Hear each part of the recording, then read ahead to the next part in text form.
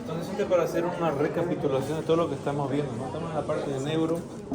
Hemos comenzado hablando de sensibilidad, ¿no? Sensibilidad, las vías sensoriales, modalidad sensorial, receptores, potencial de acción.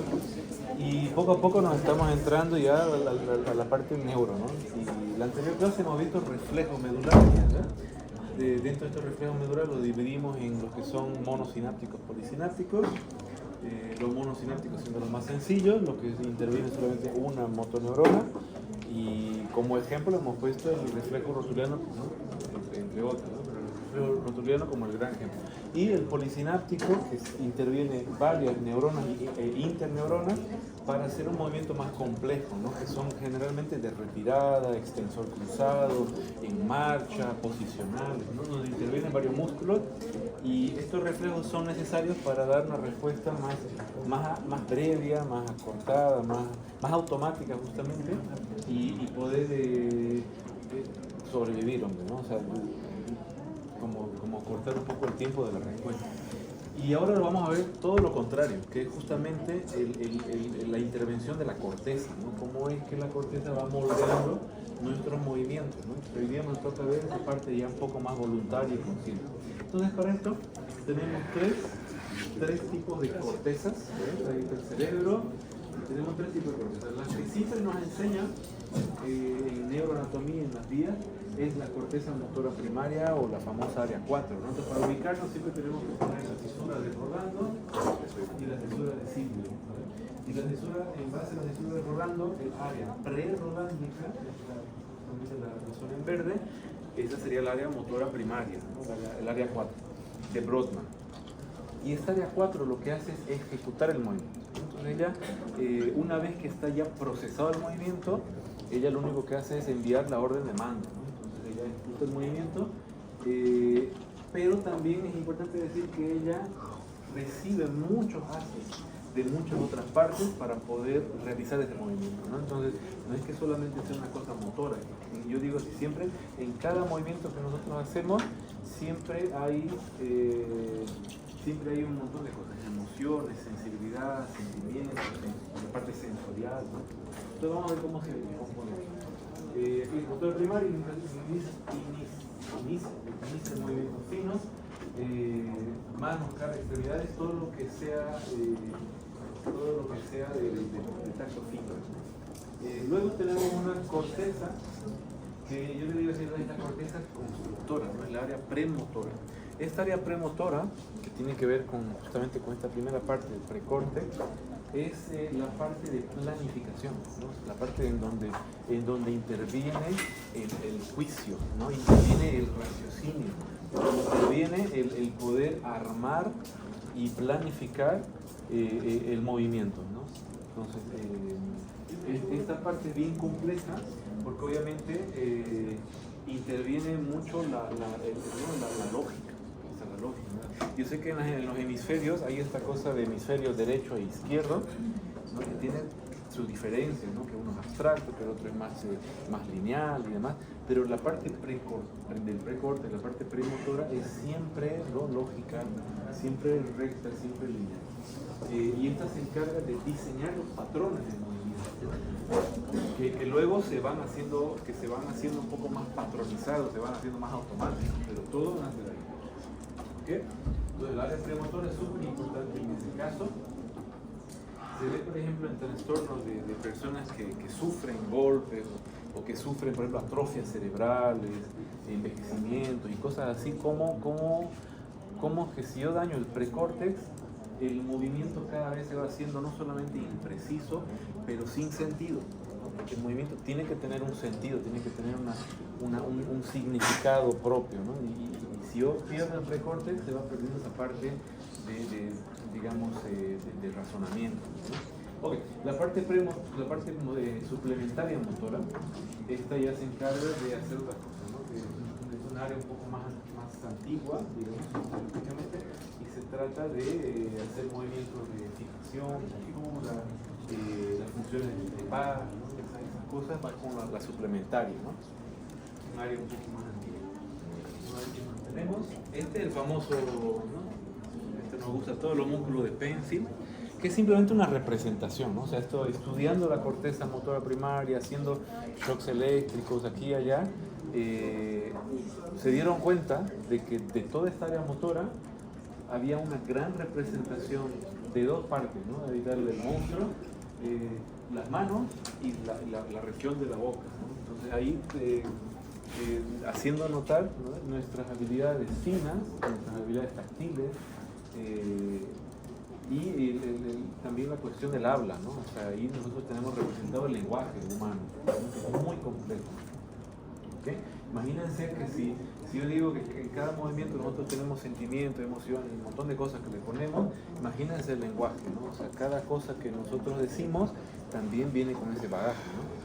Por eso es que hay que cuidar el lenguaje también. Ok, entonces esa representación gráfica del ser humano en base a la mano y la boca es muy importante, ¿no? Y luego tenemos esta fotito que todos recordamos, ¿no? Que son las áreas de Brodmann, y que cada área está relacionada con alguna actividad diferente. Entonces ahí, por ejemplo, no vamos a ver todas las áreas de Brodmann, pero sí algunas. Entonces, por ejemplo, el área de Broca. Esta área de Broca, ella tiene que ver con el lenguaje articulado, ¿no? Articulado significa la formación de las palabras, la artría, ¿no? Entonces, no tanto de comprensión, que eso sería otra vía, sería otra área, ¿no? El área de Wernicke, pero el área de Broca tiene más que ver con la articulación de las palabras. Entonces, personas que tienen problemas en el área de Broca van a tener problemas con poder hablar, digamos. O sea, eso nosotros podemos, yo digo, sin matar, ¿no?, estudiar en un test muy sencillo. Se agarraron acá el papel, escriben una frase. Lo que generalmente se escribe es levanta el brazo derecho, por ejemplo, ¿no? Y le pide al paciente que lo lea. O sea, puede leer esta frase y ejecutar esa frase, ¿no? Entonces va a leer, levanta el brazo derecho y lo hace. Entonces esa es una forma de estudiar tanto el área de Wernicke como la de Broca, porque él al ver que pronuncia las palabras de lo que escribiste, vas a analizar la de Broca, y al ver la comprensión del lenguaje escrito, oral, y que lo ejecute, vas a ver la de Wernicke. Entonces ahí, por ejemplo, vas a mandar todas las afasias, ¿no? ¿Qué sería una afasia? Una pérdida de la comprensión del lenguaje, ya sea de comunicarse o de expresión, ¿no? Expresión o de comunicación. Las personas que tienen afasia, ellas no consiguen comunicarse, ya sea porque no consiguen expresar lo que sienten, entonces comienzan a decir cualquier cosa, ¿no? O sea, según la persona, te puede decir así: miren chicos, vamos a tener examen el otro miércoles 14, porque teníamos que tenerlo hoy día, pero en fin, pasó cosita que lo vamos a tener que dar el miércoles, listo. Les dije esa frase, ¿no? Eso es lo que digo. Ahora, una persona que tiene afasia, según una persona, dice eso. Pero lo que se entiende, lo que están escuchando del otro lado, es después del océano, más allá de la montaña, el tiburón los comerá. Una cosa así. What the fuck, ¿no? Eso es lo que se entiende. Entonces, afasia es una cosa bien complicada porque a veces uno hasta tiene que hacer mímica, cuesta mucho comunicarse.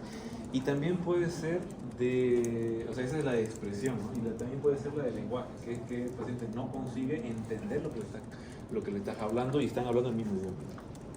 ¿Ok? Entonces, área de Broca y área de Wernicke es, en cuestiones de lenguaje, muy interesante.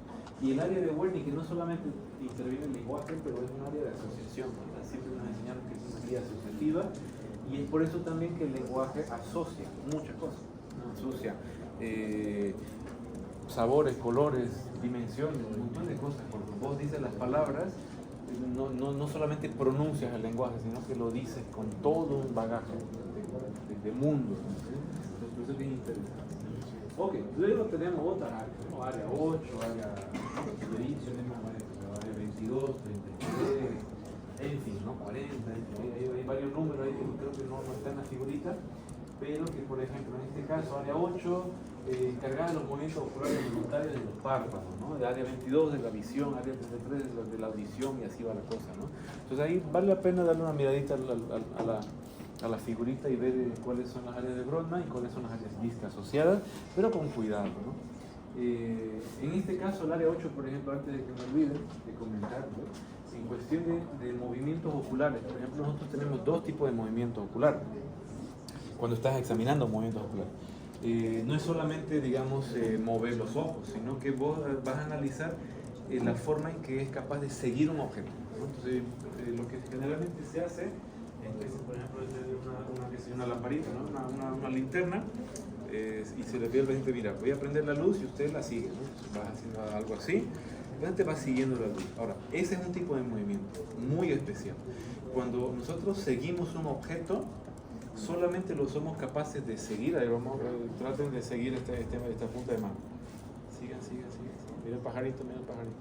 ¿Ves?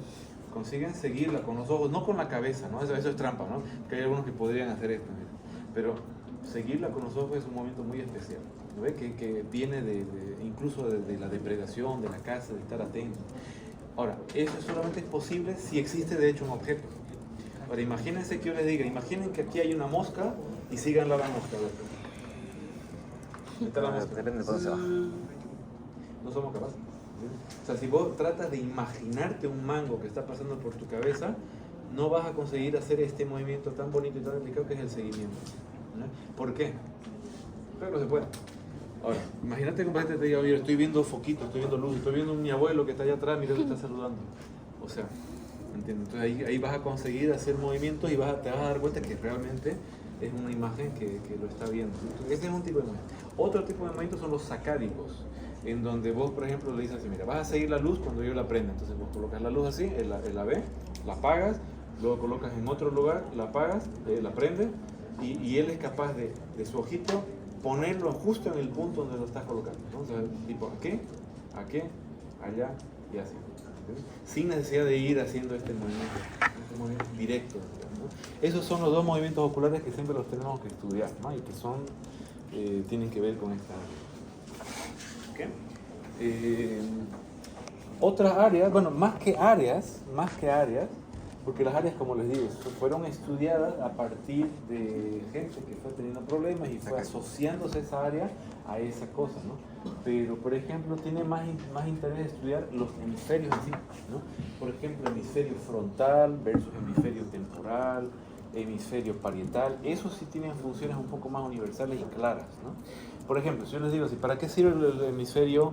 El frontal ya lo dijimos, ¿no? Tiene que ver con el pensamiento, con la lógica, con la planificación, con el raciocinio, con la inhibición de conductas, con el temperamento, con la moral. Todo eso es prefrontal. Hay que entrenarlo, ¿no? Ese es un área muy peligrosa y muy especial que la tenemos que entrenar todos los días, porque hoy día, justo sobre todo que el mundo está en automático, cada vez más nos están inhibiendo el área prefrontal, porque ya está todo listo. Tengo que hacer un café, aprieto un botón, me sale la máquina, ¿no? Ya no tengo que pensar en cómo, moler el café, ponerlo por acá, poner el fuego, con 70, ya no tengo que hacer esas cosas, ¿no? Entonces la prefrontal hay que mantenerla cada vez en funcionamiento, con mucho amor, ¿no? Cultivarla, como una plantita que hay que regar todos los días, ¿vale? Y el parietal, ese me interesa comentar, porque el parietal es bien famoso, tiene muchas funciones. ¿Cuál sería la función del hemisferio parietal?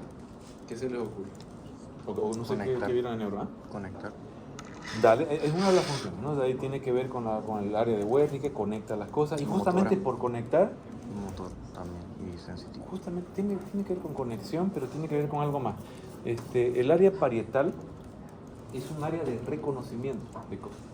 O sea, todo nuestro mundo está guardado ahí, en el área parietal. Entonces, cuando yo veo un objeto, cuando veo una persona, yo la reconozco, a mis familiares, a cada uno de ustedes los reconozco usando mi hemisferio parietal.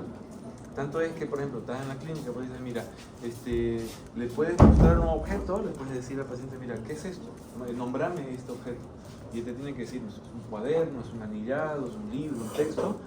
Le preguntas, ¿quién es él? ¿Quién es ella? ¿No? Te tiene que ser capaz de decir, es mi esposo, es mi hijo, es mi madre, es mi padre. ¿Ves? Eso es función del parietal. Personas que han tenido problemas, choque, hemorragia, cualquier cosa, en el lóbulo parietal pierden esa capacidad de reconocimiento, de nominación de las cosas. ¿Ve?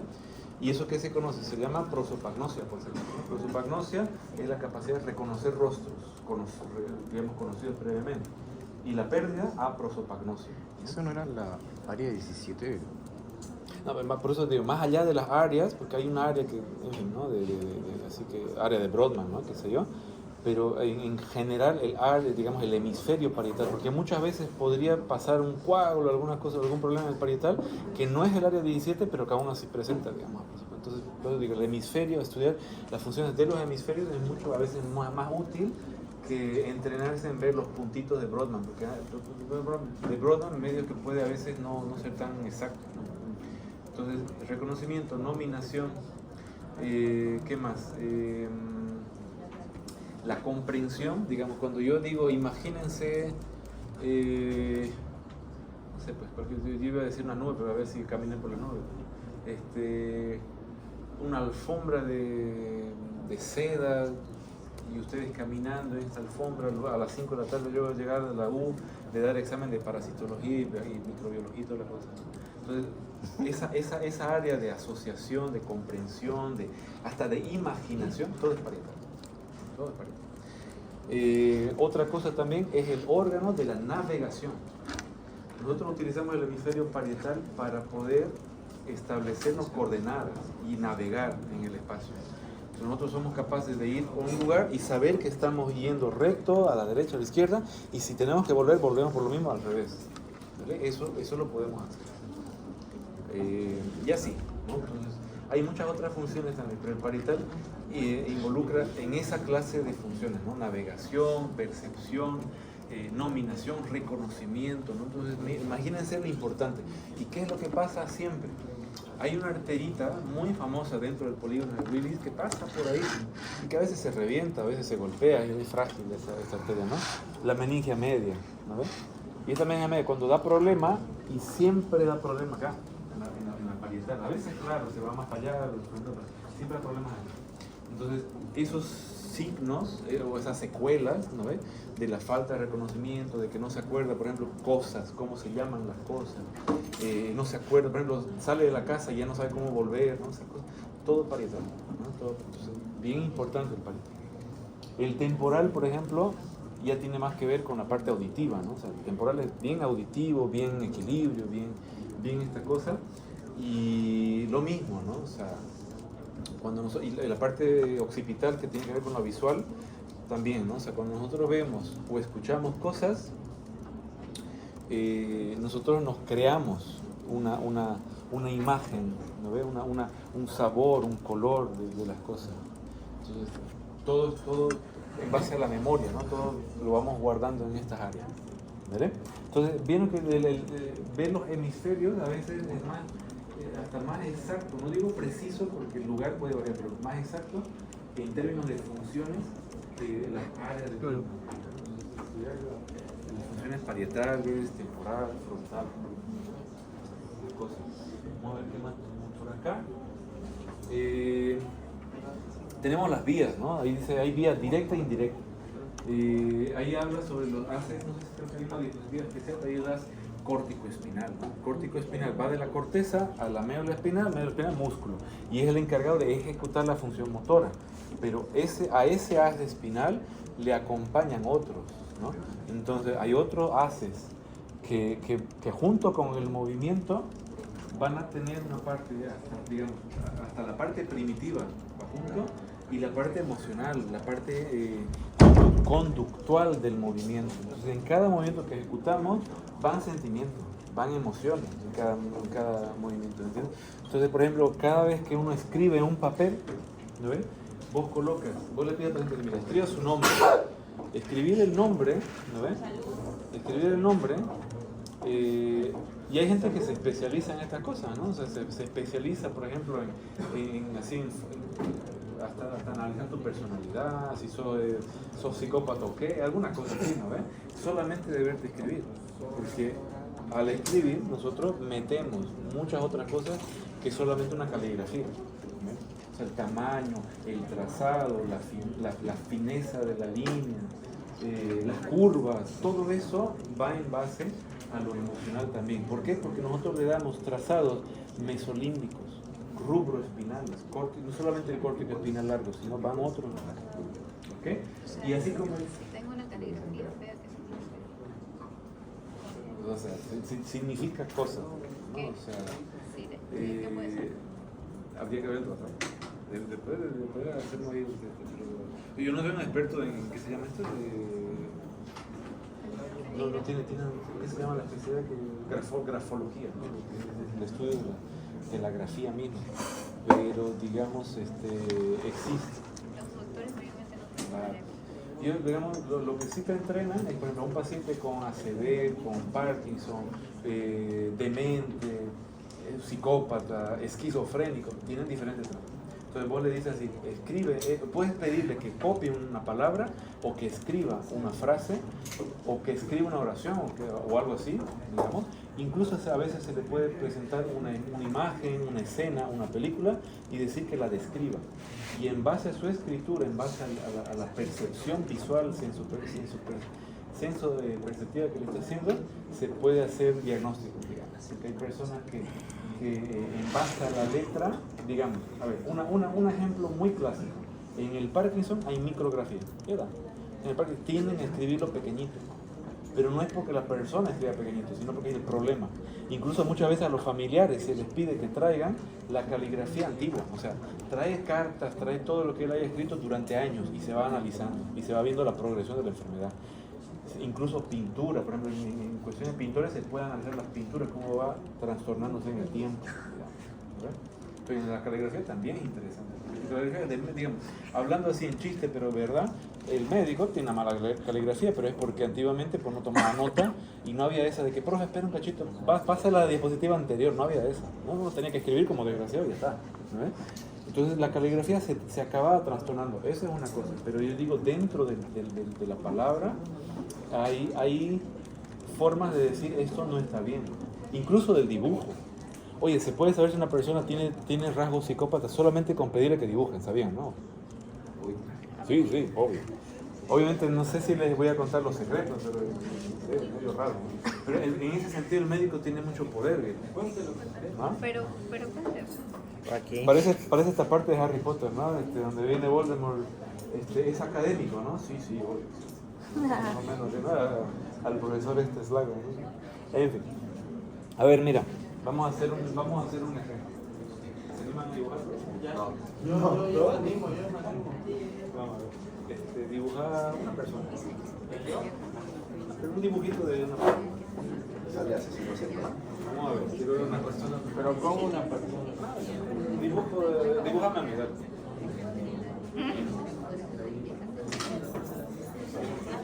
Presten atención, estamos haciendo diagnóstico. Asesino serial. Oye, ¿sabe dibujar? Ya está. ¿Y el cuerpo? Parece Homero, doctor.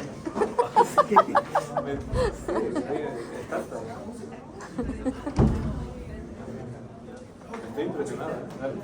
Me gustó mucho, pero dale. Ahora, hablando de diagnóstico, obviamente que artísticamente yo puedo hablar muchas cosas. La percepción me encantó, ¿eh? Muy bueno. Aquí los trazados, la geometría, ¿no? Pero, ¿qué es lo que hizo primero? A ver, vamos a hacer diagnóstico. ¿Qué es lo que hizo primero? Nariz. Lo que hace cualquier persona normal, digamos, ¿vale? O sea, normal en el sentido de estoy hablando de verdad, normalidad. Cuando nosotros hacemos un dibujo, nosotros tenemos una noción del cuerpo, una noción, digamos así, hasta primitiva puede ser, desde niños, pero sabemos que hay una cabeza, sabemos que hay un cuerpo, sabemos que hay manos, ¿no? Y nosotros cuando dibujamos, por más que sea un dibujo desgraciado así, nosotros comenzamos, tenemos la tendencia de comenzar en forma cefalocaudal. Porque nosotros imaginamos que nuestro ser, nuestra alma, nuestra cabeza, ¿no ves? Nuestro pensamiento, o sea, ego, cogito, sum, ¿no ves? Así, y luego el cuerpo, ¿no ves?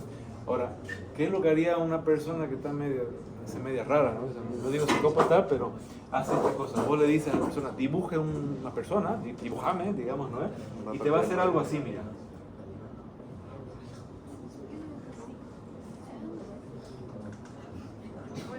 ¿Entienden la diferencia? ¿Qué es lo que estoy haciendo? De malo, digamos. Eso, alguien lo dijo. O sea, eso estoy haciendo. O sea, no estoy manteniendo una organización. Estoy comenzando con los dedos, con los pies, con la cabeza. ¿Por qué? Porque en la persona que está así media rara no tiene un concepto del cuerpo como un cuerpo, sino como una extensión, como si fueran partes. Y es justamente por eso que comete asesinato. Porque sacar la cabeza, digamos, cortar la cabeza, sacar las tripas, hacer estas cosas, simplemente es como un rompecabezas que lo desarma y ya está. No hay una conciencia espiritual, moral. ¿Me entiendes? Va por ahí la cosa. Entonces te haría una cosa así, te dibuja primero los pies, la cabeza, el cuerpo. Si quiere, si le da la gana, le pone nariz y no. Aquí, por ejemplo, mira, hay dos ojos, hay una simetría. No tiene pupila. Pero me pareció hasta artístico. Porque Amadeo Modigliani, por ejemplo, la reconocí por no ponerle pupila a los cuadros. En fin, me pareció hasta artístico, dale, que me encanta. Pero por eso digo, en la letra, en los dibujos, en la caligrafía se ve el pensamiento de la persona. En el habla, en el lenguaje. Eso vamos a verlo más en funciones superiores. Este es un spoiler, ¿no? Pero cuando uno ve, por ejemplo, el lenguaje, ¿no ve? Analizas el lenguaje, no para hacer juicios de valores de la persona, porque podemos hablar de inteligencia también, no para hacer juicios de valores, sino para analizar su pensamiento. Porque en base a sus pensamientos, a su lógica, a su raciocinio, se pueden sacar bastante conclusiones, digamos, ¿no? ¿Okay? Entonces, por lo menos lo normal. Ya les voy a mostrar después más cositas, ¿no? Pero en la letra lo mismo, ¿no? Como decíamos Simone, ¿te animas a escribir el nombre?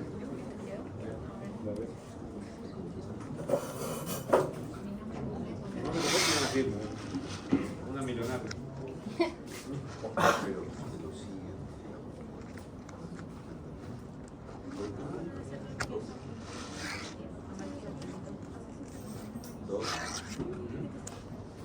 Yo ya no me acuerdo mucho de grafología, ¿no? ¿Y qué pasa, digamos?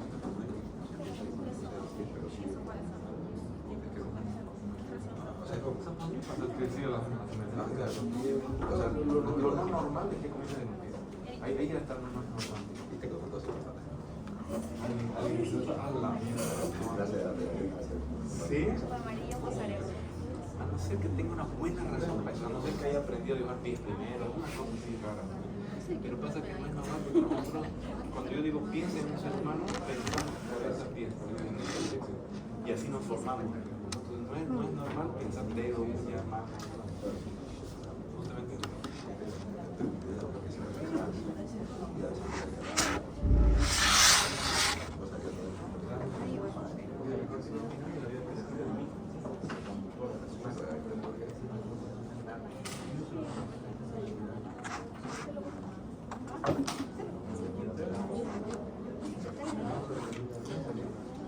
Me pregunto.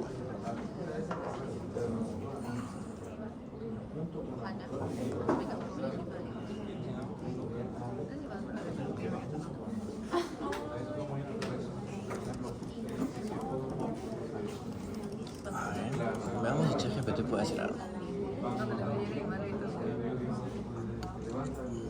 A ver, grafología. Veamos qué hace.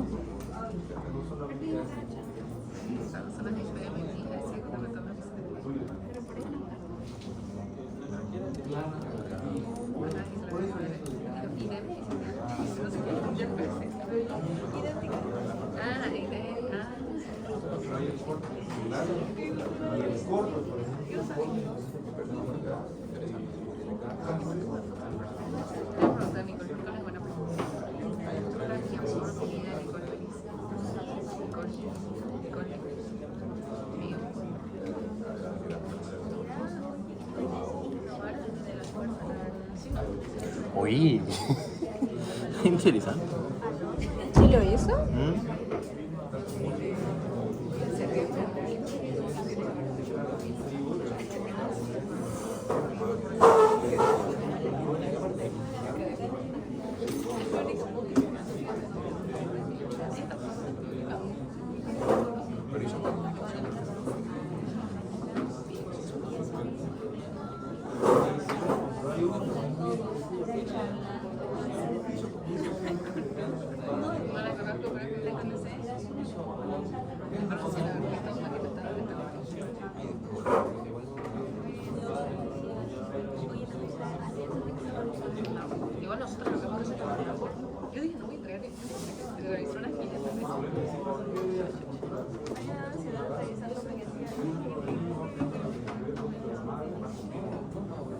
interesante.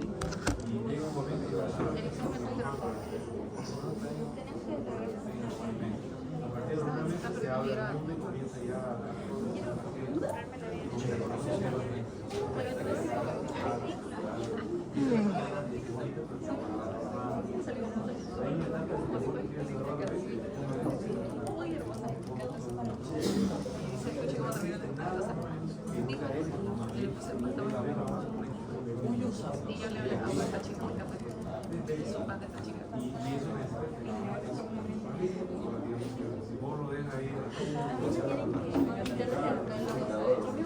Si el prólogo no es bueno, yo ni lo veo.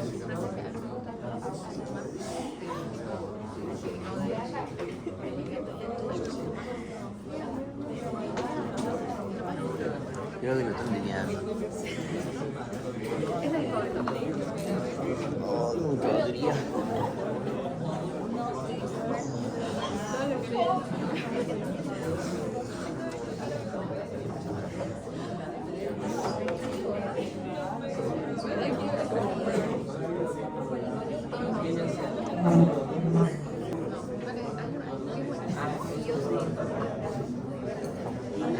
Estamos hablando de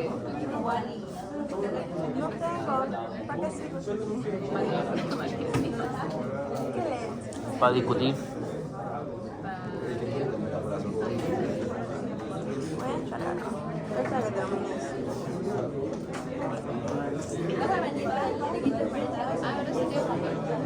¿De qué no sirve venir?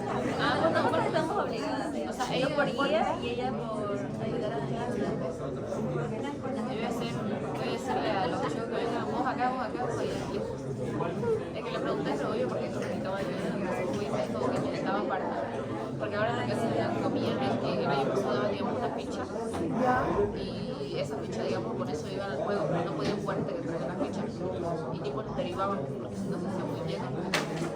Porque bueno, el año que yo vine me acuerdo que se siguiendo mucho y cadáver más que nada, porque todo el mundo iba a cadáver y no iban a juego. Entonces para el año pasado empezaron a dar fichas y cuando se ampliaron las fichas para allá, digamos, controlar eso. Y si vas a un juego yo no puedo ir a otro. Siempre se llena Esta curiosidad del mundo. y digamos los 2 años anteriores que se encargaban de eso los directores y luego ya fuera Caraboyo, pero este año pusieron a los estudiantes para la carrera. Este es mi favorito. No sé, a mí antes jugar. Porque ella, digamos, tiene que estar comprometida por seguir. Luego que llevar. ¿Y es espiritual? Para lo de Cristo en María, o sea. Y luego en mi colegio. Porque mi amiga pues me inscribió. A mí siempre me dijo, vamos a ir a este colegio. Es una serie. Se suponía que yo igual iba a hacer. Se suponía. Más o menos que te vería O sea, al mundo de energía. pero. Gospel se llama, Midnight Gospel. Ah, pero.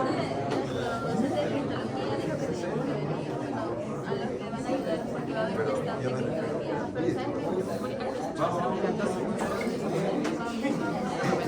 Yo soy secretaria.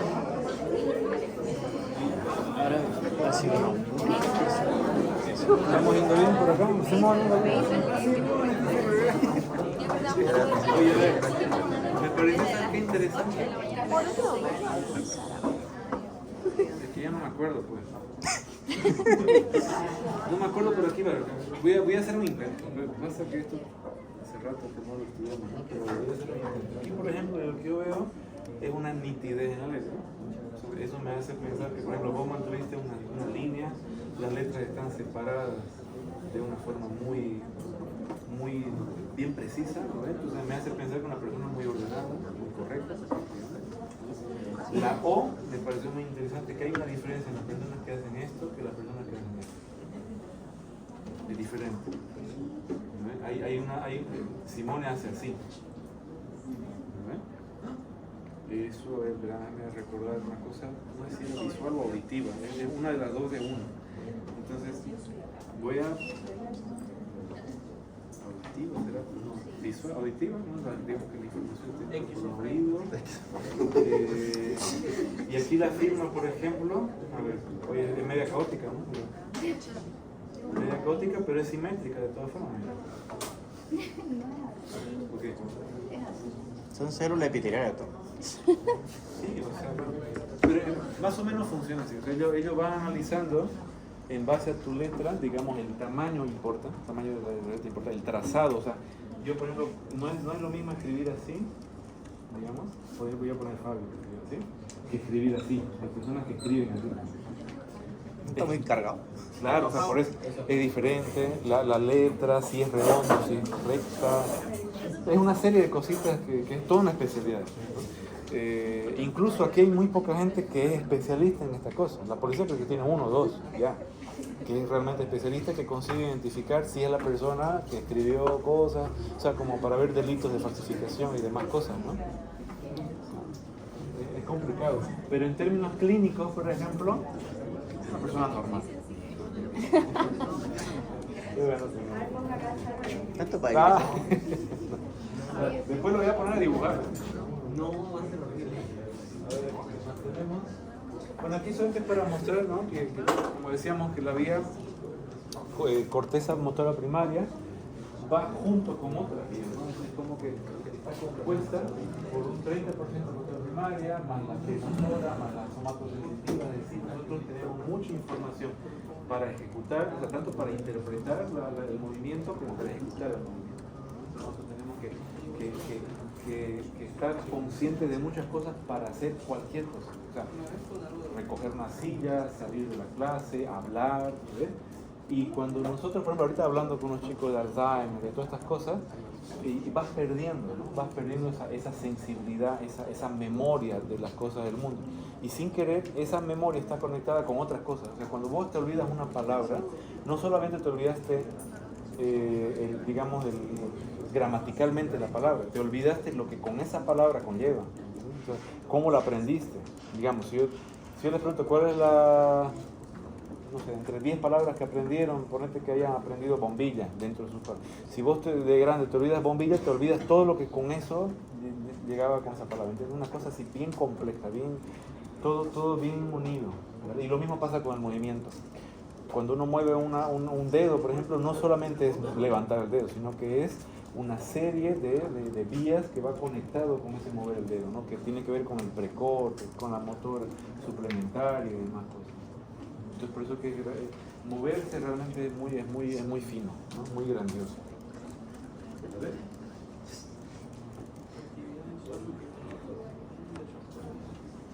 ¿Qué es? A ver aquí. Córtico rubro espinal. Ya. Luego, a ver, dentro de todo esto que es este movimiento fino, ¿no? Está el núcleo rojo, ¿no? Y el núcleo rojo que da el fascículo rubro espinal, o sea, hay un córtico rúbrico que es el que le va a mandar información al núcleo rojo, y el rubro espinal que va a ir junto con la vía piramidal para el control del movimiento fino.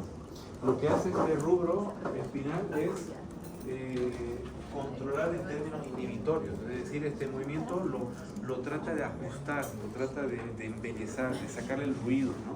Entonces, contar así que cuando hay lesiones de la cabeza, lesiones traumáticas o hematomas, cosas así, y que involucran al núcleo rojo, se pierde esa inhibición y el movimiento ya no llega tan preciso, sino que llega grueso, ¿no? Grueso. Incluso los movimientos, los músculos se van haciendo espásticos, ya no hay esa inhibición de los fascículos, ¿no? Entonces ese es un problema del núcleo rojo, ¿no? Y van otros, ¿no? Aquí por ejemplo está el rubro espinal, está también el núcleo dicen magnocelular, ¿no? Hay uno que es la sustancia gris, ¿no ves? La sustancia del RAFE también da un fascículo espinal, y ese también tiene que ver con movimientos gruesos.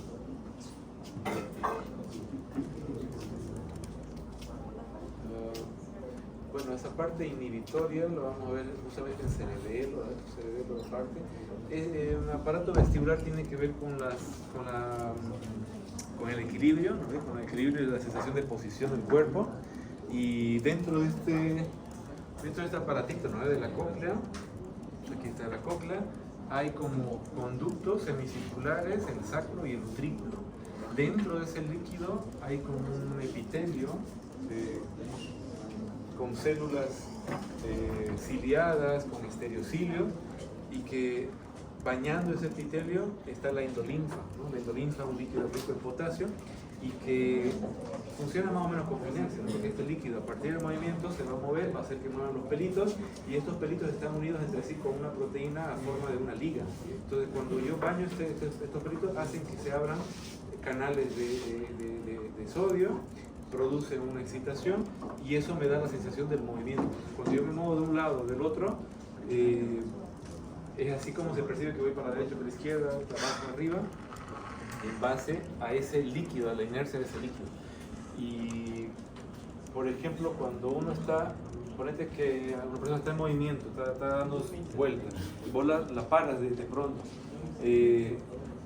hace que el líquido siga dando vueltas, ¿no? Entonces, le está informando al cerebro que yo sigo en movimiento. Entonces, ¿qué es lo que hacen los ojitos? Tratan de buscar un punto fijo. Y como no lo encuentran, ahí se produce el mareo, ¿no? Entonces, de ahí viene el mareo. Y una cosa que es parecida, pero no es lo mismo, que es el vértigo, parecido. En el caso del vértigo, por ejemplo, es la sensación de que las cosas dan vueltas. O que yo doy vuelta alrededor de las cosas, ¿no?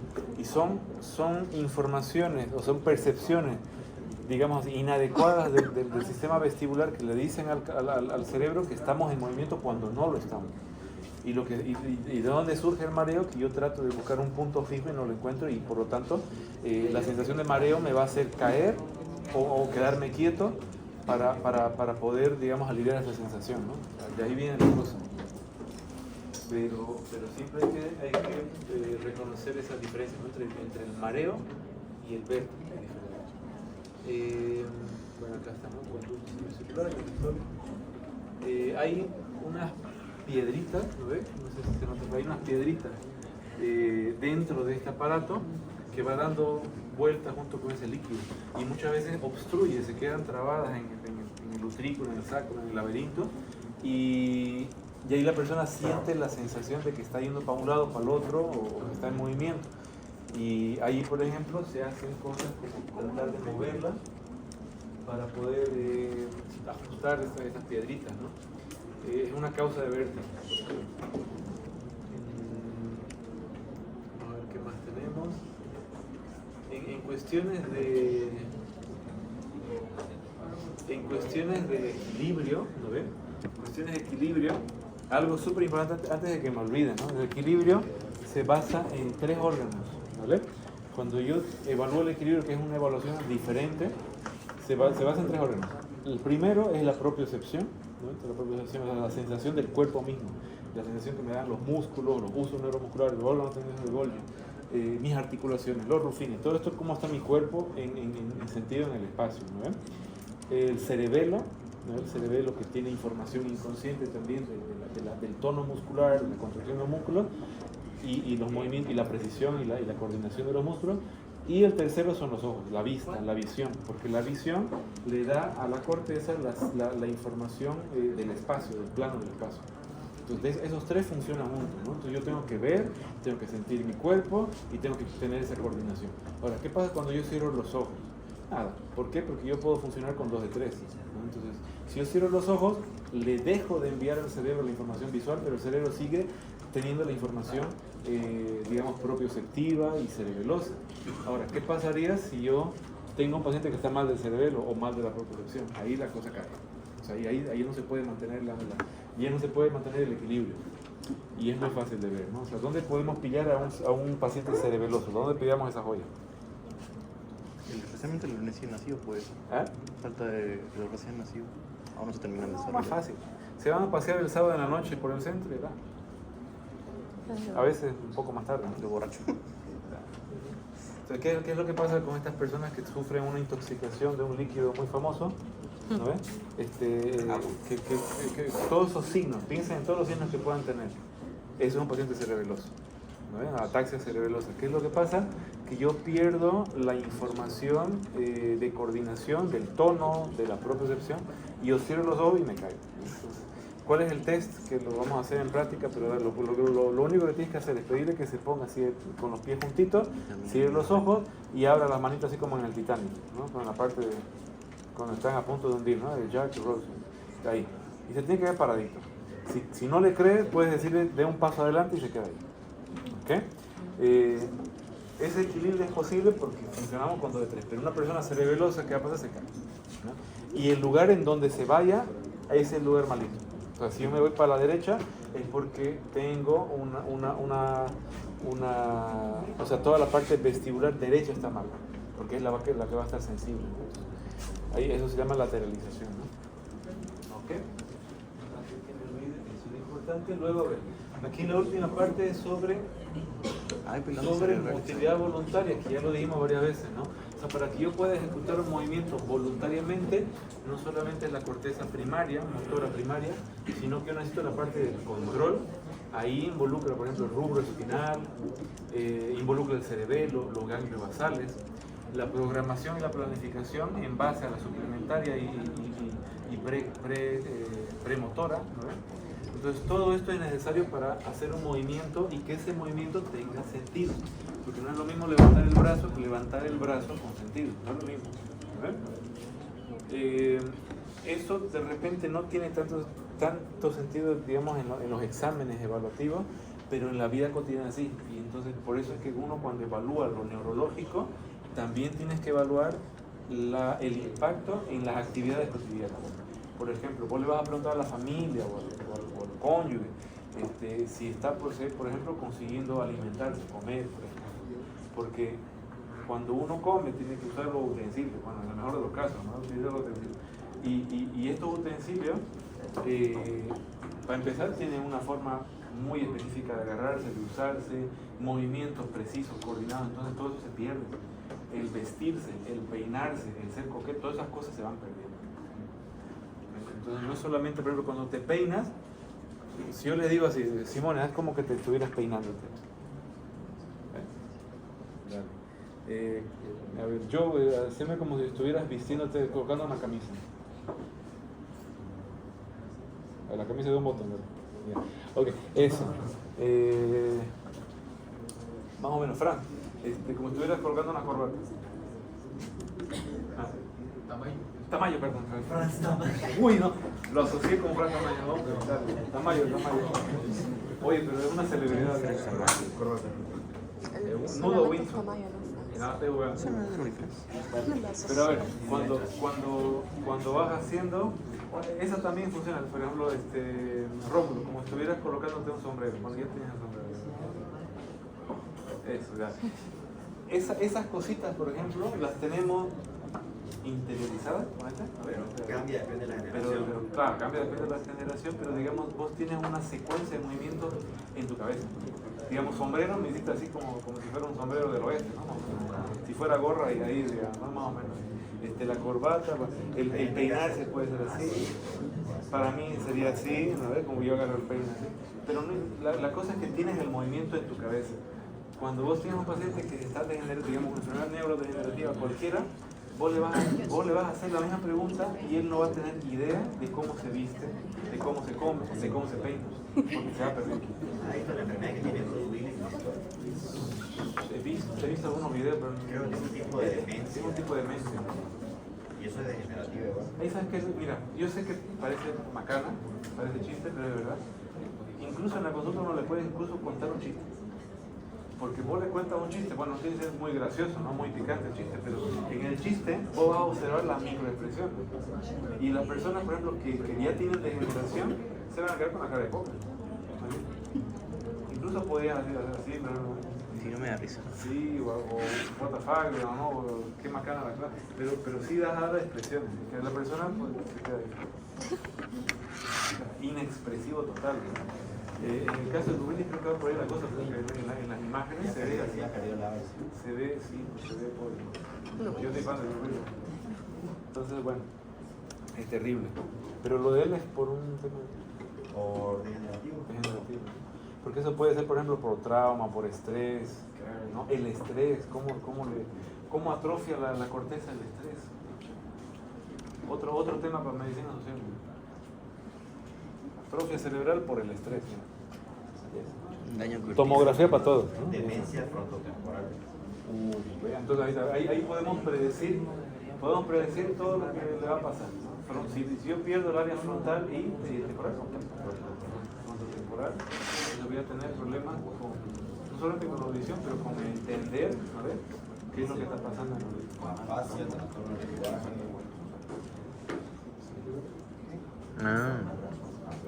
Conducta, lenguaje y pensamiento. Claro. Toda la parte del pensamiento, el lenguaje, la razón. Digamos, pucha, es que es una cosa muy, muy obvia, ¿no? Digamos, este es otro clásico de la neurología, mira. Se hace una casita, hace un caminito, y vos le dices al paciente, entra a la casa, digamos, ¿no? O sea, siga el camino. Lo que cualquier persona, cualquier humano mortal haría sería eso, ¿no? Más o menos. Dibuje la ventanita, vas a dibujar una ventana acá, digamos. Dibuja una chimenea, dibuja acá. Entonces, son cosas lógicas, ¿no? Pero una cosa que no tiene lógica, por ejemplo, que vos le dices, sigue el camino y te aparece por acá, dibuje la chimenea, te la dibuja por acá, una cosa así. Raro, muy raro. Mentira, variando cerebral. Bueno, ahí va, vamos a ver los términos.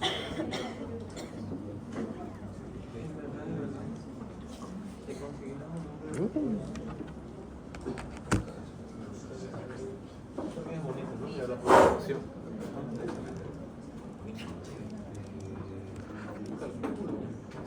La primera semana de 6 de junio. Mayo va a volar, ¿no?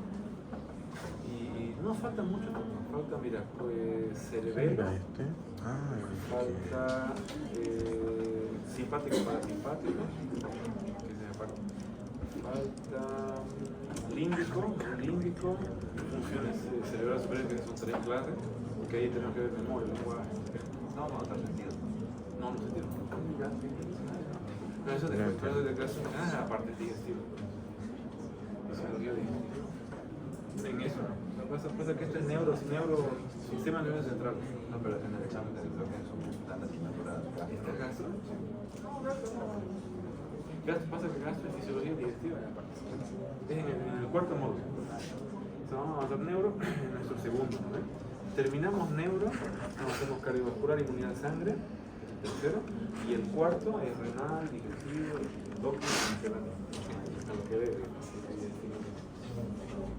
A ver si tenemos clases, ¿no? Como va la cosa del país, estoy viendo que vaya a lo mejor. Pero el siguiente sería cerebelo. No está tan largo.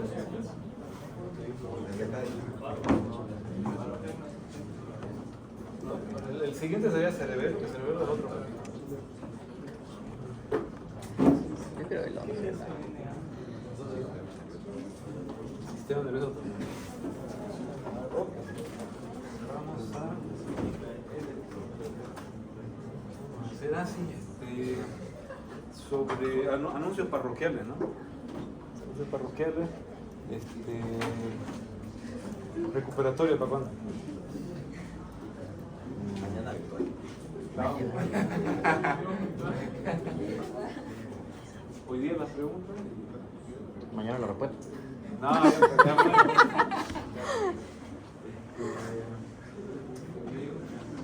¿Ah? Mañana, el viernes no hay clase. Yo sí. El miércoles. Pero los demás. ¿Miércoles o jueves? ¿Ah? ¿Miércoles o jueves? Jueves, Recuperatorio. miércoles tiene ¿Jueves? preparación. No, miércoles. Bien. ¿Ah?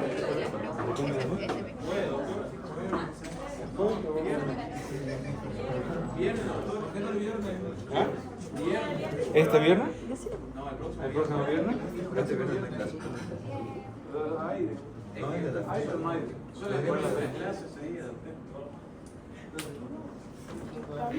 Mañana tiene que haber. Miércoles con posibilidad de que los que quieran dar preguntas de vida, damos. ¿Ah, después? Ya, de una vez. ¿O no? Yo sí quiero, pero de los demás depende. No quiero afectar. El otro miércoles. El otro miércoles. ¿Y no se puede voluntario nomás ahora? ¿Ah? No se puede voluntario nomás. Se puede. ¿Sí? Va de una vez, pues. ¿Pero estás seguro? Miércoles. 90%. Si no, la otra semana, tenés una semana más.